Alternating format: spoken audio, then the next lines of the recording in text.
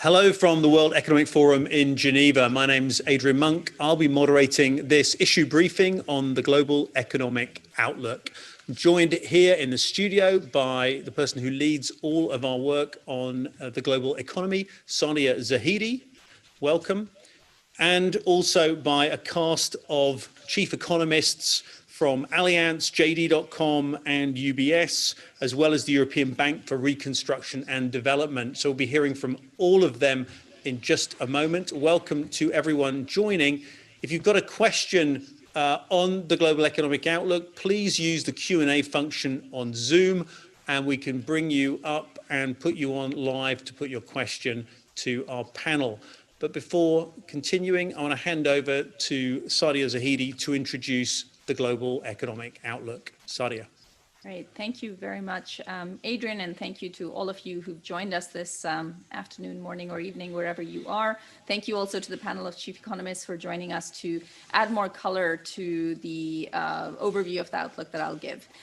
So we've built at the forum a community of the world's leading chief economists from across international organizations, regional organizations, businesses from across multiple industry sectors. And what you're seeing here is their sort of collective view of where we are at the moment in terms of the current economic outlook and where we may be headed, where we actually need to take a few proactive decisions in terms of the normative focus we want. If you want to learn more, there is a paper now live on the World Economic Forum website, which lays out this outlook in a very sort of clear and simple format. We produce this every couple of months. It's the collective views of this community, as well as some additional qualitative work, co-authored by my colleagues Celia Baller and Till Leopold. So you should be able to find that on the website, and I hope you will take a look.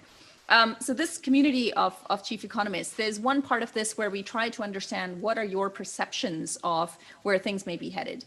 And one key question was around the current assessment, their assessment of the current outlook. And what was interesting is how strongly they rated the unemployment figures being more informative about the medium-term outlook for the global economy than the current financial market situation. And I think that's a really important point for us to bear in mind because it has long-term implications. A second element is their concern about the reversal in terms of international economic convergence, and a lot of that emerging from the drive for greater resilience and potential relocalization of a lot of supply chains. What was also interesting is their sense of the inadequacy of the social safety nets that have currently been deployed to try to offset the deterioration of the labor market. In most of their views, this has not been enough. It's been enough in the short term, but in the medium term, it is not likely to be enough. And that leads us to the second question, which was much more about the policy options that exist looking out towards the future. And most have said that we will need to quite fundamentally build upon the type of work that had already been happening in terms of tax architectures and take that forward and adapt that to deal with all of the distributional dynamics that have emerged from this crisis. We were already facing a lot of growing inequality that is likely to get worse. Second, most have called for a dashboard that is new and different. And so we move away from a focus on purely GDP growth, but we actually start looking at the quality and the direction of that growth. So much more of a focus on income, on wealth, on inequality, on sustainability. And again, at the other end of this, most of them are also calling for a much greater leadership role from governments than they've had before. So not simply protecting the jobs and economic structures of today, but actually co-shaping along with the private sector what we want innovation and the future economy to look like. And along that particular note, there is a call for a different kind of growth model, one that focuses on frontier markets, so markets such as green energy, ecotourism, circular economy, the health economy, education, training, and the care economy. So those should be the areas of future investment to create greater jobs. There's also a focus on improving the overall policy toolkit. And finally, identifying other approaches to reducing inequality related to tax, as I already mentioned. I'll take a stop there. It's a very rich document, lots more in there that you can take a look at. Sadia, thank you very much for that. We can go over now to Beata Javorcik, who's Chief Economist at the European Bank of Reconstruction and Development. Beata, can you share some of your thoughts on this outlook and what strikes you as being really salient from it? Well, let me focus on relocation of global value chains and the possibility of globalization being rolled back. As governments are spending lots of money helping firms in their countries, it will be very easy for countries to make a case that they are receiving subsidized imports. And as we know, the WTO rules allow countries to defend themselves against subsidized imports using tariffs, using countervailing duties. So I worry very much that populist leaders wanting to protect their internal markets will want to use the possibility, and they will start pointing fingers at other governments, and the situation will cascade. Now, we didn't worry about this before during the financial crisis, but back then we did not see an increase in protectionism because very early on, G20 took a stand and expressed commitment to free trade. We haven't seen such a commitment this time. So I worry that the world will sleepwalk into protectionism at the time when we will need free trade to promote the recovery. Thanks, Beata. I want to turn to Allianz and their chief economist, Ludovic Subran. Ludovic, what's your perspective looking at this global economic outlook? I would piggyback on 2 points that Sadia made that are very important, which is the behavior of the consumer, or let's say of the saver. I think what really worries us is the fact that during the very strict lockdown on half of the world, people piled up a lot of savings, and we don't know when they're going to actually consume. So these savings that were forced savings that pushed savings rate in Europe, let's say to the double than where they were before in 2019, is slowly but surely being consumed, but there is still a remaining part, which is precautionary saving. And so my concern is because of looming unemployment, because of ill-designed policies, because safety net, social protection reform that has been on the back burner for too long. I wonder if the missing piece of the equation is not the trust that some people will have in the future that will unleash their investment, that will unleash their consumption. And so this is for me the biggest puzzle of the second half of 2020. Some countries have been having a go at it, cutting temporarily VAT, doing transfers, safety nets, as in social transfers, have been mushrooming across the globe. Some countries may also have been talking about lowering social contribution to avoid the scarring effect on the youth. But this is a very piecemeal approach, and I think we underestimate massively that this is a service economy crisis, much more than a financial crisis as in 2008, 2009, or much more than a manufacturing crisis or a trade crisis that we hear a lot about the news. This is about the expenditure of the middle class on the services, and that we basically need to continue to reinvent our policy toolbox to make sure that we keep the sacred fire under the consumer so that they get the trust to consume, and that we make sure we prioritize employment, because otherwise we're going to have a very protracted crisis in 2020, 21, And we want to avoid staying in this twilight zone for too long, because we know what it costs in terms of course, of GDP, but of course of living standards. Thanks very much, Ludovic. Paul Donovan, you're chief economist at UBS. What's the perspective from your point of view, looking at your business and your customers on the economic outlook right now? I think one thing which is exciting a lot of our clients is the prospect of perhaps more focus on sustainable development in the future, with the new frontiers that Sadia was talking about earlier on. And I think that there are really three factors that are coming together here.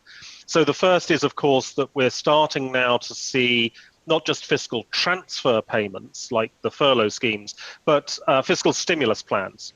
And those fiscal stimulus plans are all covered in a very generous coating of green paint. The desire to be environmentally sustainable is extremely strong there. So that gives us some government involvement. In addition, the fact that we've just gone through a government-induced stop to the economy has given some authorities time to reflect, to change policies. So you're banning cars from the centre of Milan, changing traffic in London. There are green policies that this pause has allowed to come through. But actually, I think the most important aspect is that what the pandemic has done, in my view, is accelerate the structural changes of the fourth industrial revolution. Localization we've been hearing about, working from home, remote learning, all this sort of stuff. And what that is doing is, I think, increasing efficiency. The fourth industrial revolution is primarily about efficiency, about doing more with less. And that, of course, is a benefit ultimately economically, but it's also a huge, huge benefit environmentally as we come up against the environmental credit crunch. But I think there is an important caveat to all of this, that the fourth industrial revolution, through increasing efficiency and sustainability, doesn't necessarily increase GDP as such, because we're not necessarily looking to increase GDP. We're looking to be more efficient in our resource use to maintain a standard of living, not necessarily increasing output in a wasteful way. So I think it raises questions about how we use GDP in the future. And this is something that we're getting a lot of discussion about. Paul, thank you very much. JD.com is one of China's biggest names, and great to have with us Zhenquang Shen, who is their chief economist. Mr. Shen, we've seen that China has probably come through the first wave, or even the second and perhaps the third waves of COVID-19, really before any other global economy. What's your take on the impact post-pandemic and the outlook right now? Yeah, thank you very much. And so today, the Chinese Statistical Bureau announced the second quarter GDP number. So it's a positive 3.2% year-on-year growth. So I think it's probably the only major economy that achieved a positive growth in the second quarter of this year already.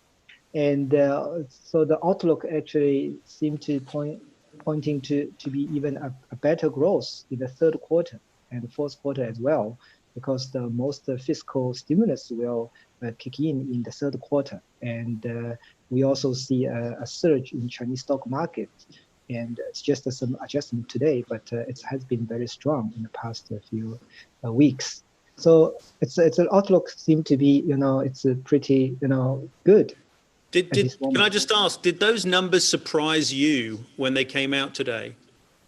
Slightly better. I think I'm looking at like a 2% positive growth, because we see all the monthly consumption data. And even for me, I can see the big data already in July already. So very clear, strong rebound in consumption since May. And actually even stronger is the production. Chinese production is already growing at something like 5% positive growth. But there are some imbalance. I think that there is some concern, because the production has recovered much better than the demand. So so consumption still lagging behind, investment also still lagging behind the production. But I think I want to just add 2 points to the world economic outlook. It's about the relocation of the supply chain. And we are seeing, this the move is happening in China, the relocation. I think a very interesting and very important, event has happened is in June, or also in the first half, Southeast Asia has become China's #1 trading partner. That's a very dramatic change. It used to be the biggest is European Union and America. Then it's actually in the past it's far behind is Southeast Asia. It's 10 countries in Southeast Asia, but now the 10 developing economy, maybe Singapore is exception, but these 10 economies combined is now the biggest trading partner of China. It's just happening so dramatically. I think that of course there is the worsening pandemic situation in Europe and in the US and East Asia. We know recovered better, but more importantly, I think it's one important force in play is the relocation of some production trade to Southeast Asian countries. So China is actually doing a lot of FDI to this economy, exporting machinery to those economies, and then also imports actually sometimes back the consumption goods back to China. And also I see a surge of exports of this economy to the US and to Europe as well. So I see it's a very strong evidence for me that this trend is happening, and actually probably a lot of people actually has underestimated the speed of this change. Second thing I want to mention is actually is about the distributional impact of the pandemic, as the report mentioned. I think in China, I can see also from the big data that low-income people actually had a worse impact from the pandemic, and their income has grown less than the high-income families. And also the consumption pattern, because I can also see the consumption pattern across country and across households. I see actually the recovery in consumption is stronger in major cities and also stronger for high-income people than the other way. So that's actually it's a big departure from the past pattern. We are used to see very strong growth in smaller cities in China, but now it's already has changed. I just want to bring our other economists in and just ask them how surprised they are by those figures coming out of China. Beata, is that a surprise to you? As Zhuang Kang said, he was looking at perhaps 2% growth, and it's 3.2%. Is that a sign of optimism? It's a surprise, but I am an optimist, so I was hoping for positive figures from China because that augurs well for the rest of the world. But I'm quite surprised by the comment he made about relocation of global value chains already happening, right? Because what the pandemic did, it drew attention to low probability events. And it drew attention to the fact that we may be seeing more of them in the future as climate changes. There may be more extreme weather events. There may be new viruses emerging. And that means that we suddenly realize that global value chains that are optimized for cost are vulnerable to those shocks. And there is realization within firms that something should be done on the front of resilience. Presumably firms will be under pressure from customers to do something. And we also observe pressure from governments. President Macron was recently talking about economic patriotism. When Renault got a €5 billion bailout, it was encouraged to bring high value added production back to France.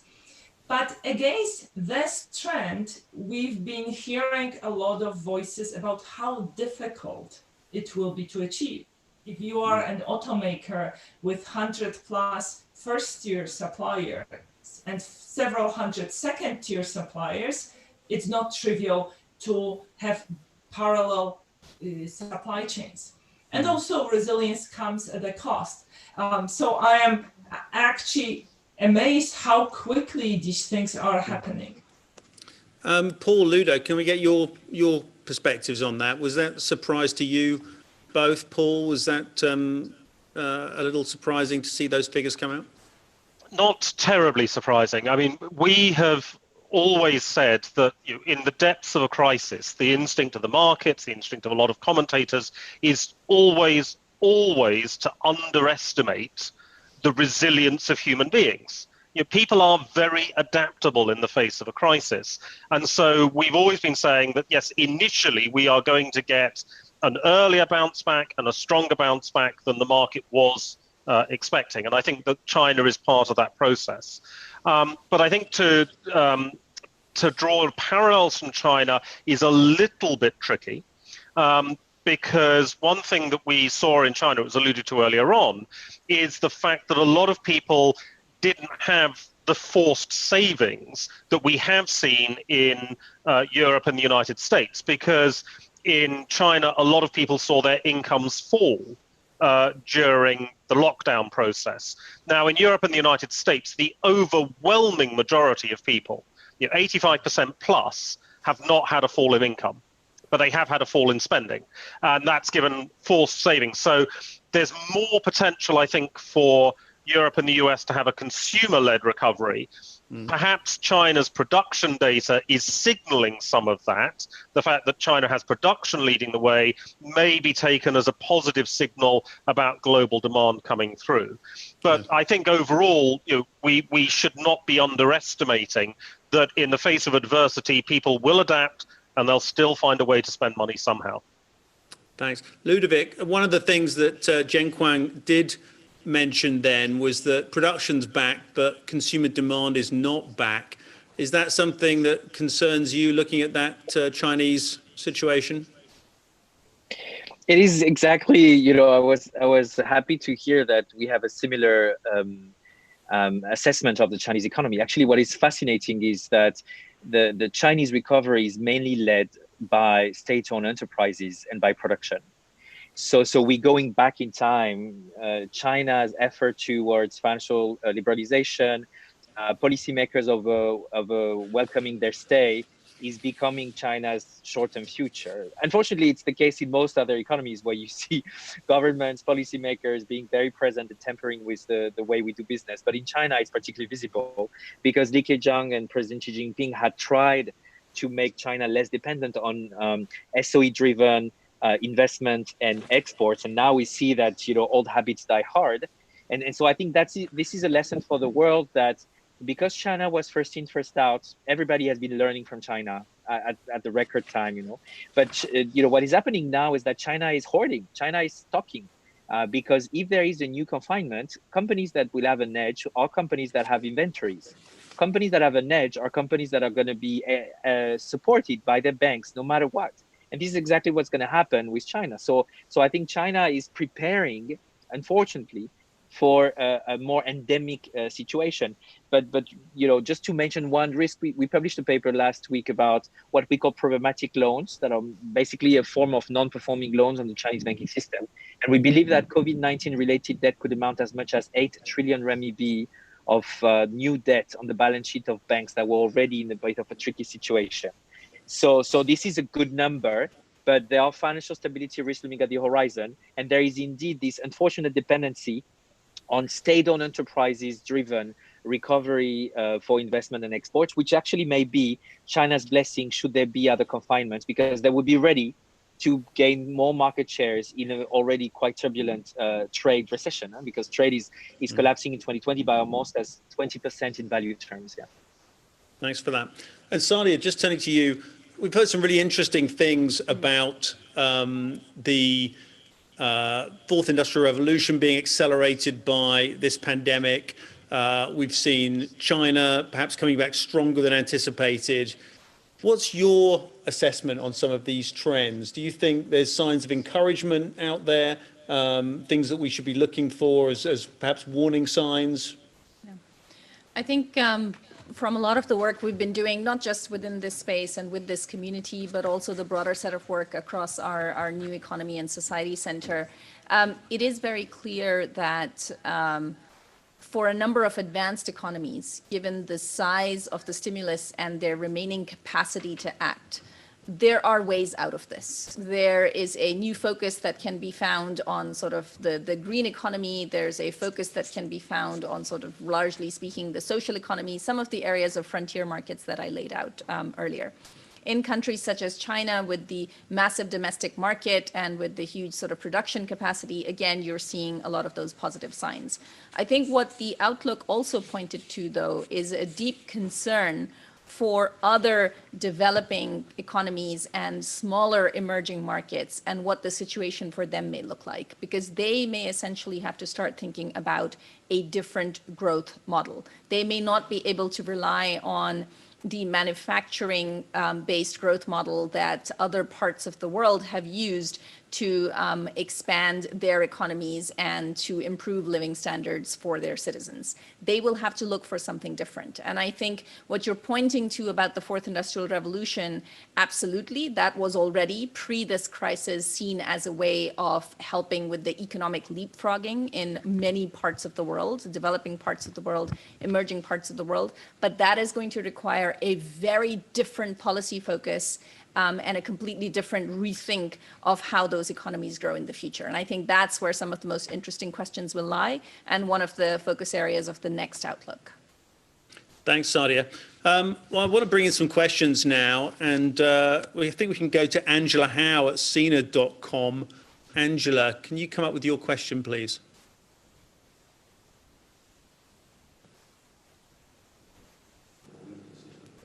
No, we're just struggling to make that connection. Good old Zoom. Yeah, can you hear me? Angela, Hello? are you there? Hello, we can hear you. Yes, I'm here. Perfect, that's great. Great. Go ahead. Great. Okay. Thank you, Andrea, and thank you for all the panelists. I have 3 questions. They are quite long, so please bear with me. The first one is for Paul. And in your opinion, what will be the near future of inflation? Will there be a soft inflation, low inflation, or deflation in different geographic area? And which one will be the worst scenario in your opinion? And how that projection will impact investment strategy of investment bankers? The second question is for Mr. Shen from JD.com. While we can say that Europe and America are worried about the shrinking of the disposable income of households, do you think there's also the same issue in China? Have you noticed any change of the consumer's behavior before and after the COVID-19 crisis?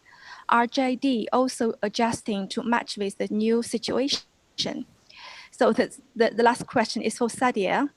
We can say in the past few months, there over $9 trillion USD has been pumped into global economy. The market and the general public are all expecting a quick rebound of the global economy. So what is the outlook from the forum about the speed and the performance of the much wanted economic recovery? Thank you very much. Angela, thank you for those questions. I'm going to turn to Sadia first because we're unfortunately going to have to lose her at the half-hour mark. So Sadia, turning to you on Angela's question, $9 trillion pumped into global economy, massive impact. What is the sort of forum view on how effective that stimulus is going to be and what its impact is going to be? So I think a couple of points of optimism that we've certainly heard throughout this conversation that are also noted in this outlook. But I'll point to perhaps the areas of caution and where we do need to be focused. Yes, very large stimulus packages, but I think economies have done only as well as how targeted those programs were. When those have been mostly generic and have tended to go essentially to the largest players in any economy, they create the risk of increasing market concentration, of further consolidation in a lot of those industries, and essentially creating even greater inequality as a lot of those smaller businesses don't receive access to those kinds of transfers. A second element is how targeted have those measures been to specific households? How much have those cash transfers or in-kind transfers actually gone to supporting unemployed workers, to supporting furloughed workers? How much of that has been targeted to specific parts of the economy, particularly low-income populations? And then the third element is, this is the short-term stimulus. We actually have to think about where does investment go to grow ourselves out of this crisis. And that's going to be the determining factor for what things look like a year from now, not just this fall.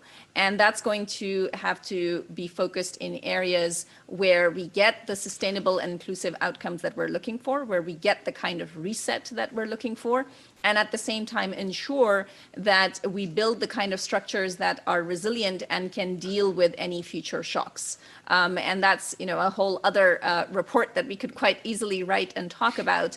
But a lot of our work this fall will be focused on trying to provide answers to those questions. Sadia, thank you very much.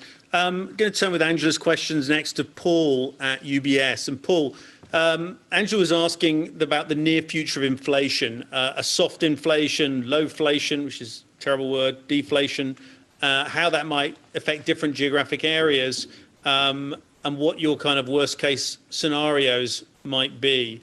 Lots to take in there, but if you can have a stab at answering that for us. Sure. There's a couple of general points. So the first of these is that most inflation numbers at the moment are nonsense, because statistical agencies are making up parts of the inflation numbers because they have to. What is the price of a restaurant meal in a lockdown? You assume it's zero. So you've got very dubious quality inflation statistics. Generally speaking, inflation is being modestly understated at the moment. It's probably about 0.5% higher in Europe and the developed world, for example. The second point to remember is inflation is a general rise in prices, because we are seeing, and we will continue to see, a lot of relative price changes going on. So during lockdown, for example, we've seen food prices for food consumed at home rising significantly faster than the overall inflation rate. That's not inflationary, that's just a shift in relative demand patterns. So we've got to be looking at what's happening in the general price level. So when we take a step back and look at the economy over the next 6 to 12 months, it is very hard to see significant inflation pressures. Certain goods prices may see some rising price pressure as demand increases, as I think some of that pent-up saving is going to be spent. It's already being spent. It will go on consumer durable goods, because that's what people do when they get a windfall of a tax rebate or savings. They tend to spend on durable goods. So you may see some price pressures there. But in the service sector, and it's already been commented, I think by Ludovic, we've got a very weak service sector. That's going to continue to be the case. That's going to exert a disinflation force to offset any moderate increases in goods prices. So I think we are in a generally low inflation environment for the next 6 to 12 months. I don't think that's particularly problematic, but I think that it is a symptom of the spare capacity and the problems that have emerged in the service sector. So the low inflation itself is not something I think that we need to panic about. We need to be more focused on the underlying causes of it. Thanks for that. And Angela's last question to Zhengquang Shen. JD.com are an amazingly good position to understand consumer behavior in China. What have you seen about that change? You remarked, I think, that consumer demand hadn't bounced back as fast as production. Are there elements of consumer behavior in China that you're really seeing that cause you to take notice and sit up and think these are longer term trends that we ought to be focused on?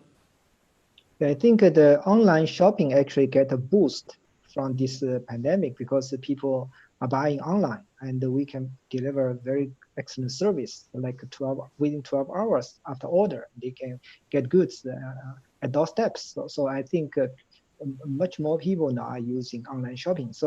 But actually we can see also across China, because we have 400 million clients, their consumption data, we can see the income level of those low income level people, and they actually get hit the most. And it's quite understandable, because in China the pandemic has had less impact on state-owned companies and financial institutions and large companies with high-paying jobs. But most vulnerable actually are small, medium-sized factory and shops. and we are seeing a lot of closure of this company. Then with low-paying jobs, so actually the income impact is particularly hard on low-income workers. And then we also can see from the consumption pattern of this, it's very consistent with this picture, and also across regions. Is the big city, major cities, mostly have with high-paying jobs, and they have been less affected. So their consumption behavior has actually not changed much. But and just third tier, fourth tier countryside, actually we are seeing less growth in consumption. Thanks for that. I want to bring in Sushmita Panda from India TV. Sushmita, can we have your question, please? Yeah. Hello, everyone. Due to the coronavirus pandemic, India's economic growth in the fourth quarter of the fiscal year 2020 went down to 3.1%. So I would like to know how worse this can get, and also how long will it take for India to recover from this blow? Thank you. Very good question, and I'm sure we can have a stab with our economists at answering it. I know that we're probably not all experts on India's economy particularly, but overall, looking at India representing as it does something like 1.4 billion of the world's consumers, how do we assess its resilience in the face of this pandemic? Beata, I'm going to start with you, if I may, and just get your perspective on this. Are you looking at the Indian economy and seeing it following a sort of later pattern to China's economy, or do you see it following a very divergent path? So at the EBRD, we unfortunately do not make projections for India, as it is not a country where we are active. Having said that, what India has going for it is its strong service sector.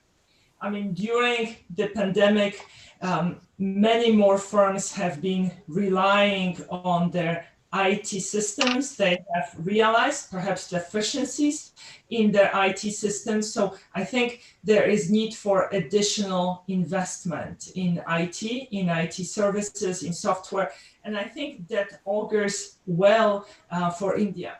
And what surprised me at the beginning of the pandemic is that we talked a lot about concentration of production in China. This was viewed by many commentators as a source of vulnerability. And yet nobody talked about high concentration of back office services and IT services in India. And this is a testament to how well the Indian IT sector managed to deal with the crisis. So I think that only strengthened India's position in IT. And because exports of services have been affected less by the pandemic, I think the crisis has created an opportunity for India to export even more services. Beata, thanks for that balanced and even upbeat assessment.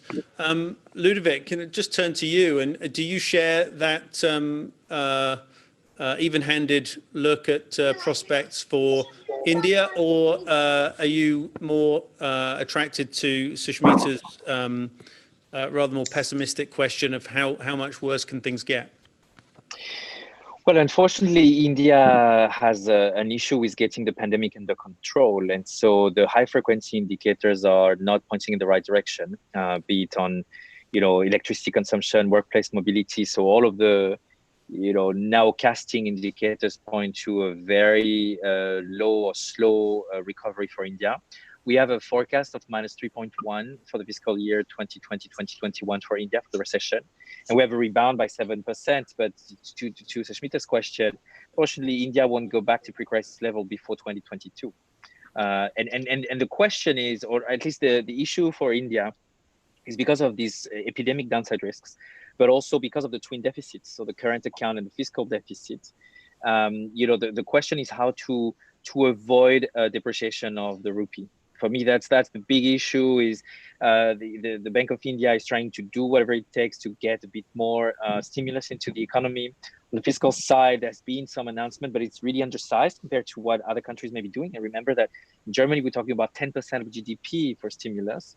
And so the question is the credibility of Indian policymakers to really boost India, while on the health side, the arbitrages on the economic and health side are not completely clear, especially as confinement has been very stringent in the beginning, and then deconfinement started but a bit too early.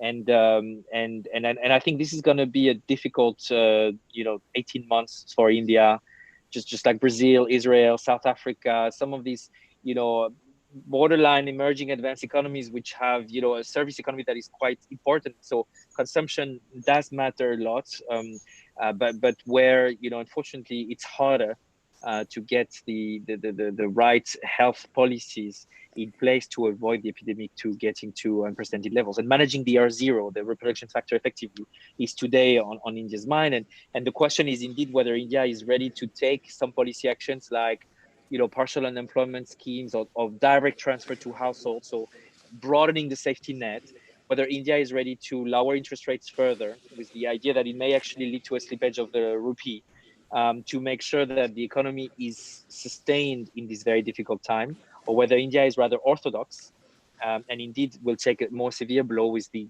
potential risk that it slips into the next fiscal year. So yeah, the downside risks are unfortunately a bit stronger, I would say, than the upside surprises for India now. Paul Donovan at UBS.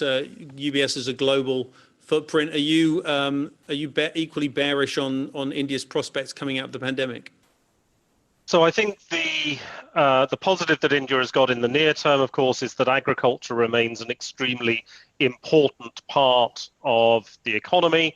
It's the largest sector, and that's going to continue to see reasonable levels of demand.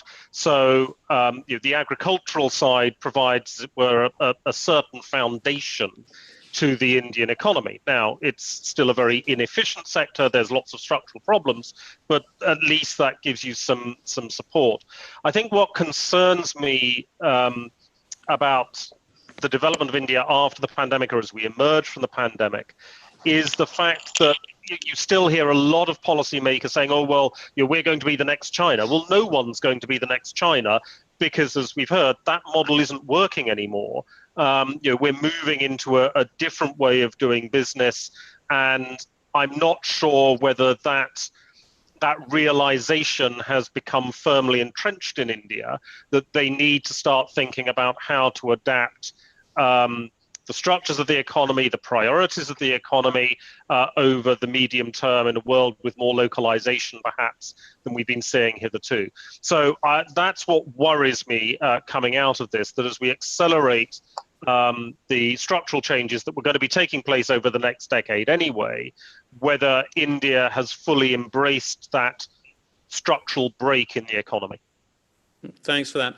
Jianquang Shen, Paul just said there's not going to be another China, but are there any lessons that emerging economy policymakers can take from China's experience through the pandemic that might offer some light at the end of the tunnel?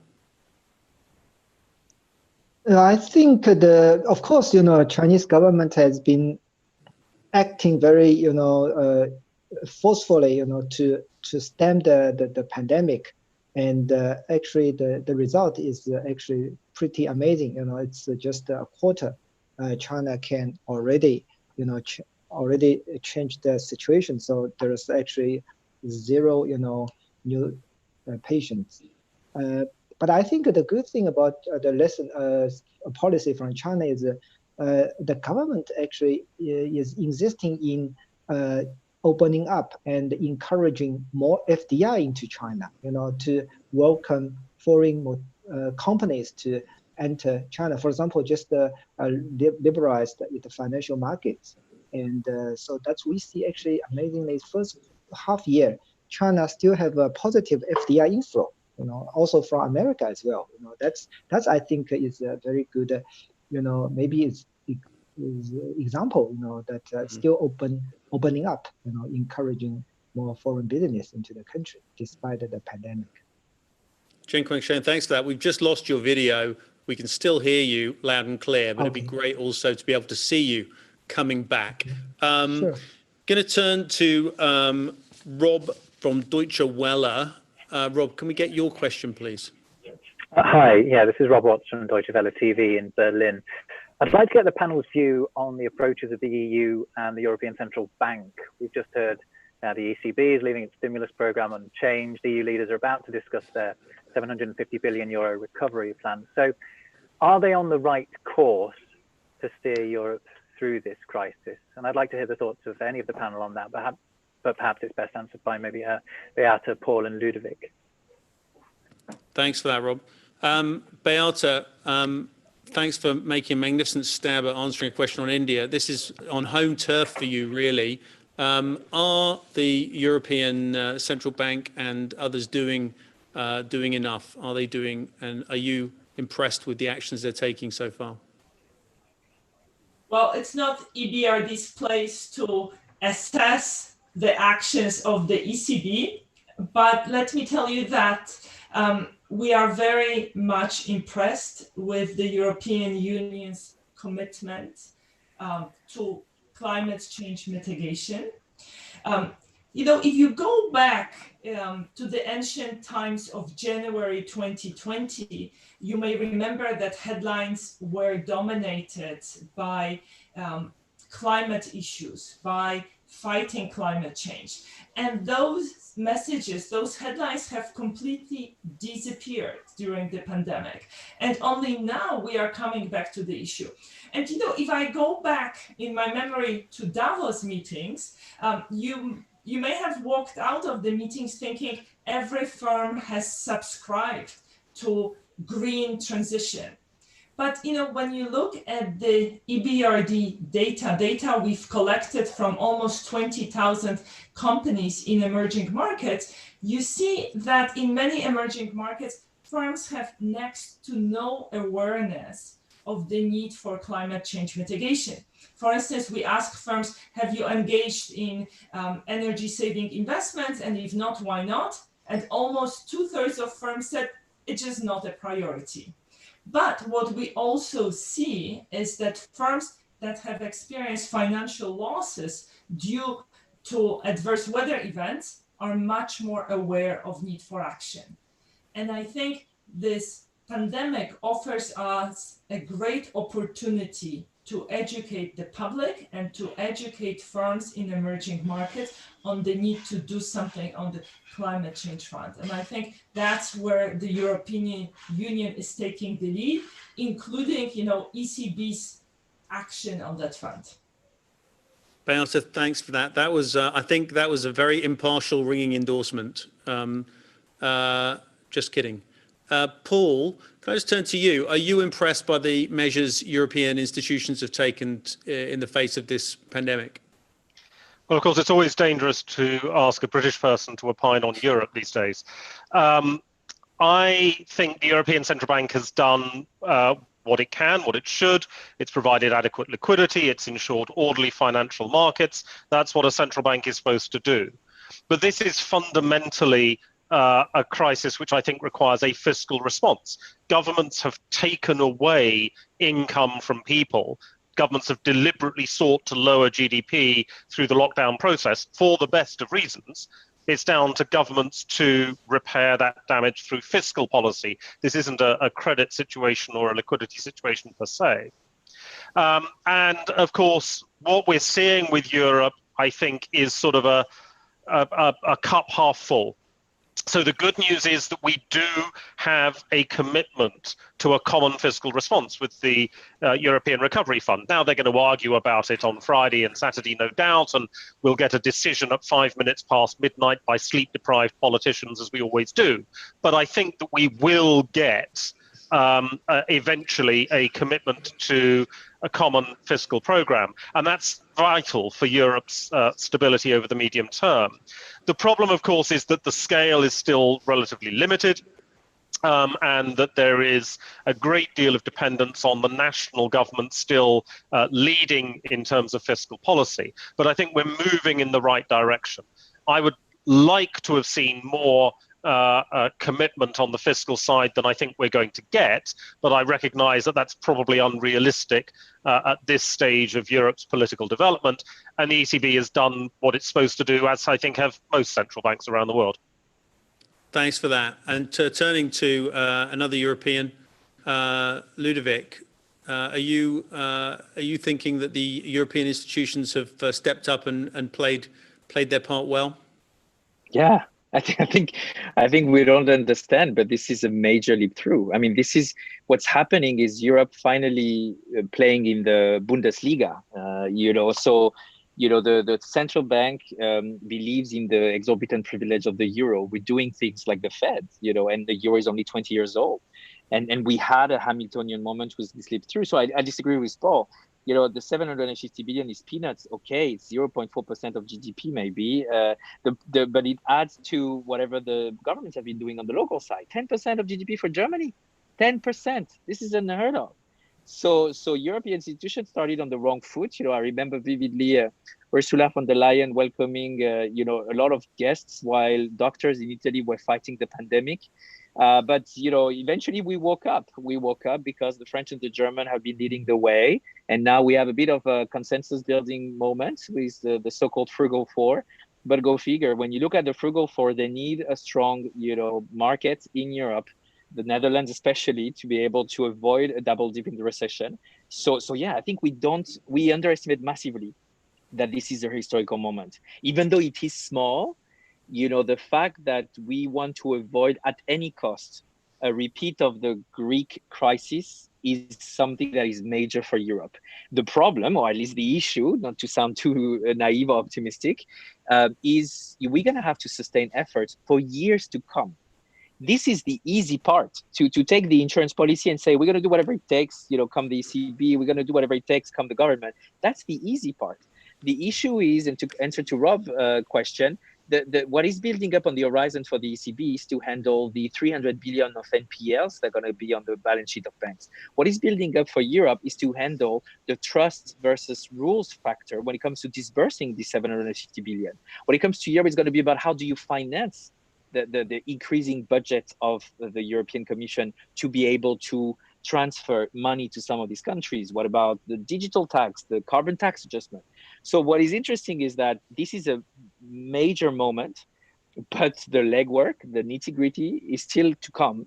And so it will require political commitment, perseverance, and grit to building a stronger Europe for years to come. And this COVID-19 crisis has somehow, like any crisis, pushed Europe to innovate, to make major policy and institutional breakthrough. But we know that we shouldn't rest on our laurels, because 2012, 2014 were a dramatic re-crisis for Europe, and we cannot afford to have this type of re-crisis. Thanks for that. Just very briefly, Zheng Guangshen, from Beijing and your vantage point there, there's a lot of regional and domestic news to get through, but has the European response filtered through to China, and what's been the sense of that response there? Is it that the Europeans have managed, or that they've got work to do? Yeah, I thank you very much. I used to work for ECB, so it's very interesting discussion on European Central Bank's policy. And certainly from Beijing, I think more attention is on the US side. It's I think let's focus on the Europe. That's what my perception in Beijing. But of course, people actually look at what has happened. Also, I think the main issues, people actually get pretty, how to say, surprised that both Europe and the US has contained the pandemic much less efficient than people here perceived or expected in the beginning. Normally people think, okay, this Europe, US, would actually be more successful in containing the pandemic. But I think that's the main, focus here. Takeaway. just time, I think, for one last question and round of questions. We've got NTV Germany, Isabel Kermer on the line. Isabel, can I turn to you? Thank you very much for letting me join and allowing me to ask a question. I would have a question to Sadia after she touched on what the world might look like after the pandemic. What will capitalism look like after we get through, or during the time we get through this pandemic, especially with regards to the fact that stakeholder capitalism was the big theme at the Davos meeting in 2020. And my other question, and I guess this would go to Paul and to Ludovic, is how they perceive Germany's role right now and how they see Germany developing economically. Do they share the view that we might see a wave of insolvencies in the fall, and how sustainable is this massive financial care package that we've seen from the German government? Thanks for that, Isabel. Sadly, Sadia had to step out at the half-hour mark, unfortunately, from the briefing. I know otherwise she'd have a brilliant and pithy answer for you to that question. But if I can take your second question on Germany's role to Ludovic and Paul and see if I can get them to agree perhaps on this. Ludovic, I might turn to you first. Yes, so it's very interesting for a French person, being the chief economist of the largest, financial institution in Germany, to look at Germany turning French. When you look at the German presidency of the EU, you hear about the world security and sovereignty. So it looks like the good Sozialmarktwirtschaft is disappearing in Germany, and that Germany is going full-fledged into interventionist, French way. So that was very interesting because 18 months ago, the French were looked at as wanting to build European champions, tampering with the competition policy, deciding on where to put money. And the Germans, especially the business community, was like, no, we have to be a beacon of hope between China and the US, and we need to basically, promote the single market. And now that the Brits are leaving, we German to be basically this beacon of hope. Fast forward, of course, this crisis has revealed a lot of vulnerabilities, including on supply chains. But it looks like Germany understands that the catchment area, so the outlets, will be Europe because of the US-China rivalry, because of the fact that it's cold outside.